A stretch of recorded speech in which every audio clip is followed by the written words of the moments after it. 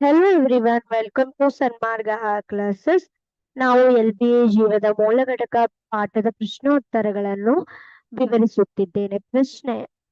ಪ್ರಶ್ನೆಯ ವಿಭಾಗ 4, ಕೆಳಗಿನ ಪ್ರಶ್ನೆಗಳಿಗೆ ಉತ್ತರಿಸಿ. ಪ್ರಶ್ನೆ 30, ಮೈಟೊಕಾಂಡ್ರಿಯಾದ ರಚನೆ ಮತ್ತು ಕಾರ್ಯವನ್ನು ವಿವರಿಸಿ. ವಿದ್ಯಾರ್ಥಿಗಳೇ, ಈ ತರ ಪ್ರಶ್ನೆಗಳನ್ನು ನಾವು ಇವಾಗ ಆಲ್ರೆಡಿ ಸಾಲ್ವ್ ಮಾಡಿದೀವಿ ಅಲ್ವಾ? ಸೊ ನೋಡಿ, ಮೈಟೊಕಾಂಡ್ರಿಯಾದ ರಚನೆ ಮತ್ತು ಕಾರ್ಯವನ್ನ ಕೇಳ್ತಿದ್ದಾರೆ. ರಚನೆ ಹೇಗಾಗಿದೆ? ರಚನೆ ನೋಡೋದಾದ್ರೆ ನೀವು ನೋಡ್ಬೋದು, 2 ಪೊರೆಗಳಿರುತ್ತೆ. ಹೊರಗಿನ ಪೊರೆ ಮತ್ತು ಒಳಗಿನ ಪೊರೆ ಅಂತ 2 ಪೊರೆಗಳಿರುತ್ತೆ. ಆಮೇಲೆ ಒಳಗಡೆ ತುಂಬಾ ಮಡಿಕೆಗಳು ಕಂಡು ಬರುತ್ತೆ ಅಲ್ವಾ? ಸೊ ಆ ಮಡಿಕೆಗಳು ಕೂಡ ಇರುತ್ತೆ.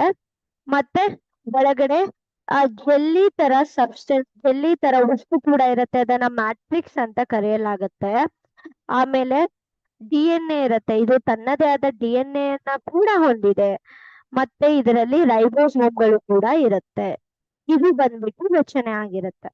ಮತ್ತೆ ಕ್ರಿಸ್ಟಲ್ ಎಂದು ಕರೆಯಲ್ಪಡುವ ಮಡಿಕೆಗಳನ್ನು 2 ಪೊರೆಯನ್ನು ಹೊಂದಿರುವ ಕಣದಂಗ ಅಂತ ಕರೀತಾರೆ.